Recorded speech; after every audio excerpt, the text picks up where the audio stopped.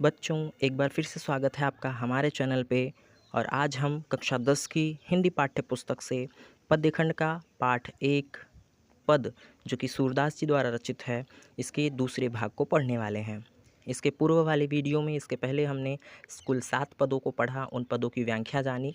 इस वीडियो में हम पद नंबर 8 से पद नंबर 11 तक के पदों को पढ़ने वाले हैं और इसकी व्याख्या जानने वाले हैं। अगर आपने पहले वीडियो को नहीं देखा है तो उसका लिंक बायो में है, आप वहाँ से जाके देख सकते हैं। तो आज हम पद नंबर 8 से पढ़ने वाले हैं, पद नंबर 8। लेकिन उससे पहले चैनल के हर अपडेट को पाने के लिए, हमारे चैनल से जुड़ने के लिए चैनल को सब्सक्राइब करना ना भूलें। साथ ही साथ बेल आइकन को ऑल पर सेट करना ना भूलें, ताकि हर वीडियो का नोटिफिकेशन आपको मिलता रहे। और वीडियो पसंद आता है तो लाइक करें और मित्रों में भी अधिक से अधिक साझा करना ना भूलें। और यदि कहीं कोई संशय होता है, नहीं समझ में आता है कहीं, तो कमेंट में पूछना ना भूलें। तो चलिए शुरू करते हैं। पद नंबर 8। सूरदास जी कहते हैं, उद्धव मन न भय 10-20, एक हुतो सो गयो श्याम संग, को अवराधे ईस, इंद्र शिथिल भई केशव बिनु, ज्यों देहि बिनु शीस, आशा लागी रहत तन श्वासा, जीवहि कोटि बरीस, तुम तो सखा श्याम सुंदर के, सकल जोग के ईस, सूर हमारे नंद नंदन बिनु, और नहीं जगदीश। देखिए, इसमें उस समय का वर्णन है जब उद्धव गोपियों को निराकार ब्रह्म की उपासना करने का उपदेश देते हैं कि तुम निराकार ब्रह्म की उपासना करो, उससे ही तुम्हें कृष्ण की प्राप्ति होगी। तो उद्धव ने जब ऐसा उपदेश दिया, ऐसा ज्ञान दिया गोपियों को, तो गोपियाँ कहती हैं कि उद्धव मन न भय 10-20, कि हे उद्धव, मन न भय 10-20, हमारे 10-20 मन नहीं है। अर्थात हमारी 10-20 हृदय, हमारा 10-20 जो है मन नहीं है हमारे पास।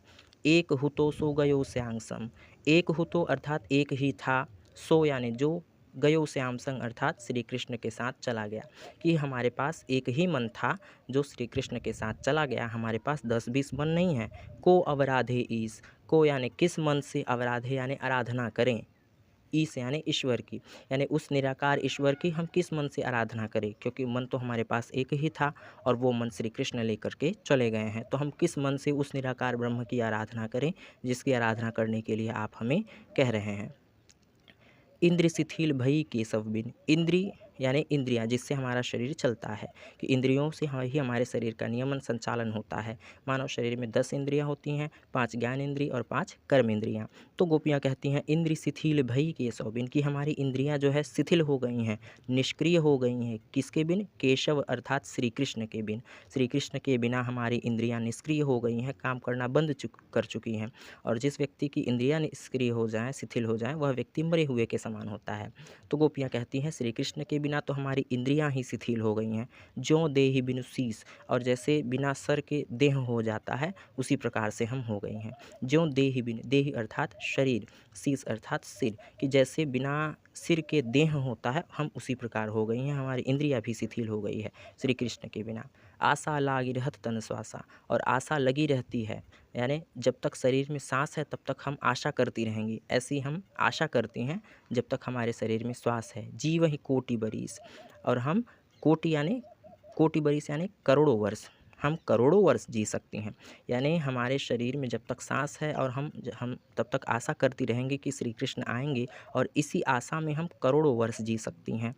तुम तो सखा श्याम सुंदर के, हे उद्धव, तुम तो सखा हो। सखा अर्थात मित्र होता है, कि तुम तो मित्र हो किसके? श्याम सुंदर के, कि श्री कृष्ण के, कि तुम तो श्री कृष्ण के मित्र हो। सकल योग के ईश, और सभी योग के ज्ञाता भी हो।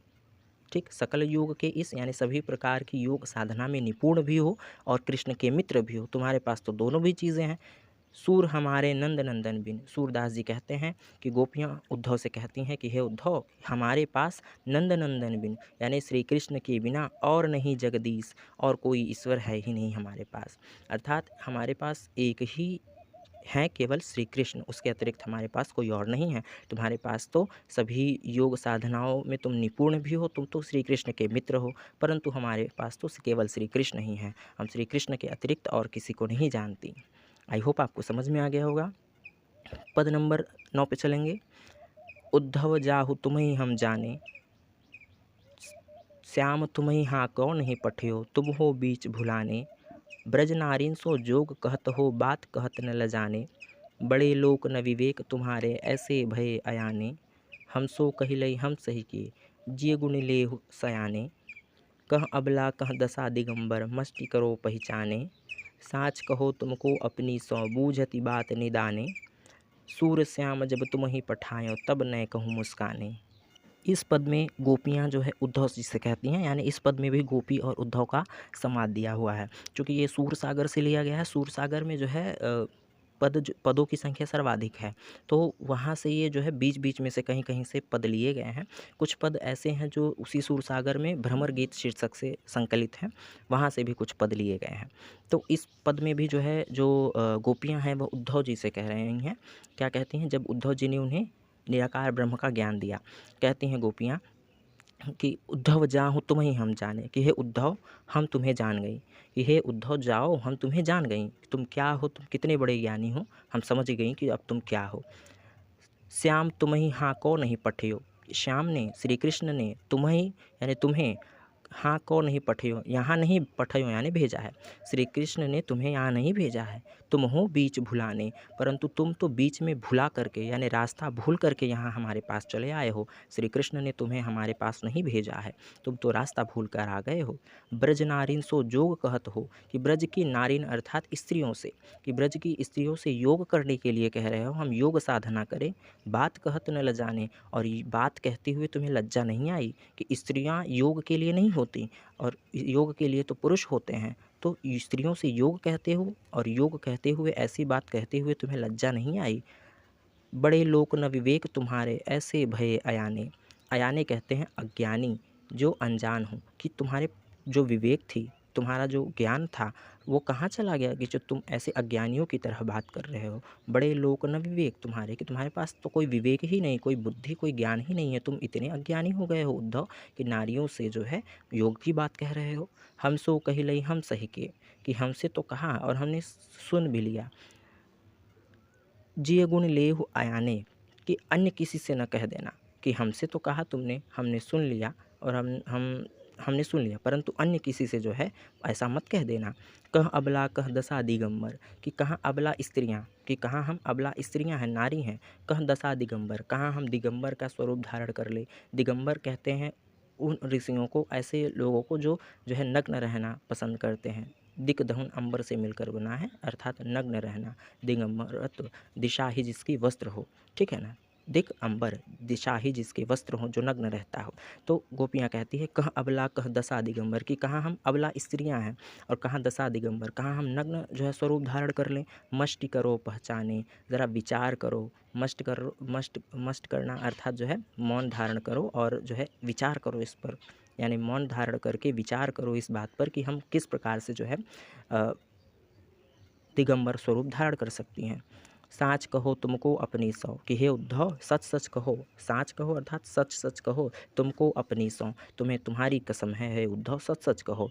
बूझति बात निदाने, कि बूझत बात निदाने अर्थात हम तुमसे अंतिम बात पूछती हैं, कि हम तुमसे अंतिम बार पूछ रही हैं कि हमें सच सच बताओ। सूर श्याम जब तुम ही पठायो, कि सूरदास जी लिखते हैं गोपियाँ उद्धव से कह रही हैं कि जब श्याम ने अर्थात श्री कृष्ण ने तुम ही पठायो, जब तुम्हें यहाँ पर भेजा, तब न कहूँ मुस्काने, तब क्या वह मुस्कुरा रहे थे, अर्थात यदि वह मुस्कुरा रहे थे तो निश्चित ही वह तुम्हारे साथ उन्होंने परिहास किया है और आकर तुम हमें ज्ञान की बात बता रहे हो। तो हे उद्धव हमें सच सच बताओ कि श्री कृष्ण ने तुम्हें भेजते हुए क्या मुस्कुराए थे। तो ये हमारा 9वां पद हुआ। 10वें पद पे चलते हैं। 10वें पद में जो गोपियाँ हैं वह कहती हैं उद्धव से, निर्गुण कौन देश को बासी, मधुकर कहीं समुझाई सौह दे, बूझति साँच न हासी, कौ है जनक कौन है जननी, कौ नारी कौ दासी, कैसो वर्ण भेष है कैसो किहि रस में अभिलाषी, पावे गो पुनि कियो आपनो, जोरे करेंगो गासी, सुनत मौन है रह्यो बांवरो, सूर सबे मतिनासी। देखिए इस पद में भी गोपियाँ और उद्धव का संवाद है और जो गोपियाँ हैं वह उद्धव को कह रही हैं। क्या कहती हैं गोपियाँ कि निर्गुण कौन देश को वासी, कि हे उद्धव जिस निर्गुण ब्रह्म की उपासना करने के लिए तुम कह रहे हो वह निर्गुण ब्रह्म कौन देश को वासी, किस देश का वासी है, अर्थात किस देश में रहता है, वह किस देश का निवासी है। वह निराकार ब्रह्म किस देश का निवासी है जिसकी उपासना करने के लिए तुम हमें कह रहे हो। मधुकर कहीं समुझाई सौंह दे, कि हे मधुकर। मधुकर का अर्थ होता है मित्र, मधुकर भंवरे को भी कहते हैं, लेकिन यहाँ जो मधुकर शब्द प्रयोग है वह उद्धव के लिए प्रयोग है, कि हे उद्धव हमें समझा दो, सौंह दे, सौंह अर्थात कसम देना, कि मधुकर कहीं समुझाई सौंह दे, कि हे उद्धव हम तुम्हें कसम देती हैं कि हमें समझाओ कौन है वह निराकार ब्रह्म। बूझत साँच न हासी, कि हम सच सच पूछ रही हैं, हम हंसी नहीं कर रही हैं। बूझत या अर्थात पूछना, ये कि हमें सच सच बताओ कि वह निराकार ब्रह्म कौन है, हम हंसी नहीं कर रही हैं। कौ है जनक, कौ है जननी, कौ नारी कौ दासी, कि जनक अर्थात होता है पिता, कि उस निराकार ब्रह्म का पिता कौन है। कौ है जननी, जननी अर्थात माता, कि उस निराकार ब्रह्म की माता कौन है। कौ नारी, उसकी स्त्री कौन है। कौ दासी, और उसके नौकर कौन है, या उसकी जो है दासियाँ कौन है, उसकी सेवा करने वाले कौन हैं, कि उस निराकार ब्रह्म के पिता कौन है, माता कौन है, उसकी पत्नी कौन है, और उसकी दासियाँ, उसके नौकर कौन हैं। कैसो वर्ण भेष है कैसो, कि उसका वर्ण कैसा है, उसका रंग कैसा है, उसका वेश कैसा है। किह रस में अभिलाषी, और वह किस रस का अभिलाषी अर्थात अभिलाषा करने वाला है, अर्थात किस रस का वह इच्छुक है, यानी किस रस में उसे आनंद मिलता है, यह भी हमें बताओ। कि उसका रंग कैसा है, उसका वेश कैसा है, और वह किस जो है रस का अभिलाषी है, किस रस का इच्छुक है। पावे गो पुनिकियो आपनो, जोर करे गो गासी, कि हे उद्धव कि पावे को यानी पाओगे, पुनिकियो आपनो यानी अपना किया हुआ, कि अपना किया हुआ वापस पाओगे, यानी जो तुम करोगे वही तुम्हें वापस मिलेगा। जोर करे गो गासी, कि अगर हमारे साथ मजाक करोगे, अगर हमारे साथ तुमने हंसी की तो अपना किया हुआ वापस पाओगे, इसलिए हमें सही सही बताना। सुनत मौन है रहे हो बावरे, कि सुनत मौन हो रहे, कि जो सूरदास जी कहते हैं कि गोपियाँ जब यह बात कह रही हैं तो सुनत मौन है, कि उद्धव जो है वह मौन होकर सुन रहे हैं। ठीक, सूर सबय मति नासी, सूरदास जी कहते हैं कि जो गोपियाँ हैं उन्होंने उद्धव के मति को, नासी अर्थात नष्ट कर दिया, मति अर्थात बुद्धि को। ठीक, कि सूरदास जी कहते हैं कि उद्धव इस प्रकार से मौन होकर बावरों अर्थात पागलों की तरह सुन रहे हैं। अरे वह ज्ञानी उद्धव इस प्रकार से मौन होकर पागलों की तरह सुन रहे हैं, मानो ऐसा लग रहा है कि सभी गोपियों ने उनकी मति को, उनकी बुद्धि को नष्ट कर दिया हो, अर्थात उनकी सारे ज्ञान को नष्ट कर दिया हो, और उद्धव जो है वह पागलों की तरह मौन होकर सुन रहे हैं। तो ये हमारा 10वां पद रहा। आई होप समझ में आया होगा, लेकिन अगर कहीं डाउट है तो कमेंट में ज़रूर पूछें आप। अंतिम पद है संदेशो देवकी सो कहियो, हों तो धाय तिहारे सुत की, मया करत ही रहियो। यद्यपि टेव तुम जानती उनकी, तौ मोहि कही आवे। प्रातः होत मेरे लाल लडैते, माखन रोटी भावे। तेल उबटनो अरुतातो जल, देख तहीं भज जाते। जोई जोई मांगत सोई सोई देती, क्रम क्रम करी के नहाते। सूर पथिक सुन मोहि रैन दिन, बढ़्यो रहत उर सोच। मेरो अलक लड़ै तो मोहन, हैं करत संकोच। देखिए इस पद में उस समय का वर्णन है जब जो माता यशोदा हैं वह देवकी से संदेशा भेजती हैं, जब श्री कृष्ण जो है ब्रज से चले जाते हैं, तब उस समय का प्रसंग है। मथुरा जाते हैं तो अब जो माता यशोदा हैं वह देवकी के लिए संदेशा भेज रही हैं एक पथिक के द्वारा, एक यात्री से, एक पथिक से जो है माता यशोदा जो देवकी के लिए संदेशा भेज रही हैं। और क्या कह रही हैं इस पद में, सूरदास जी कहते हैं संदेशो देवकी सो कहियो, कि हे पथिक मेरा यह संदेशा देवकी से कह देना। माता यशोदा कहती हैं कि संदेशो देवकी सो कहियो, कि मेरा संदेशा देवकी से कह देना। हो तो धाई तिहारे सुत की, धाई कहते हैं दाई को जो पालन पोषण करती है, कि मैं तो धाई थी यानी पालन पोषण करने वाली थी। तिहारे सुत की, तिहारे अर्थात तुम्हारे, सुत आने अर्थात पुत्र की, कि मैं तो तुम्हारे पुत्र की दाई थी, पालन पोषण करने वाली थी। मया करत ही रहियो, परंतु वह मुझे माता ही कहते थे, कि मैं तो मया अर्थात दया कह सकते हैं, कि परंतु वह मुझ पर दया ही करते रहे, अर्थात मुझे माता ही कहते थे या मुझ पर दया ही करते थे, कि मैं तो तुम्हारे पुत्र की जो है दाई थी, परंतु वह मुझ पर दया ही करते रहे। दया करते ही रहियो, दया करती रहना। यद्यपि टेव तुम जानती उनकी, यद्यपि टेव का अर्थ होता है आदत कह सकते हैं। ठीक, कि यद्यपि टेव तुम जानती उनकी, कि यद्यपि तुम उनकी आदत जानती हो, कि हे देवकी यद्यपि तुम श्री कृष्ण की आदत जानती हो क्योंकि तुम उनकी माता हो, मैं तो केवल दाई ही थी, और मुझ पर दया करती रहना। यद्यपि तुम उनकी आदत जानते हो, तब मुझे कुछ कही आवे, फिर भी मुझे कुछ कहना है। मैं कुछ कहना चाहती हूँ कि यद्यपि तुम उनकी आदत जानती हो परंतु फिर भी मुझे कुछ कहना है।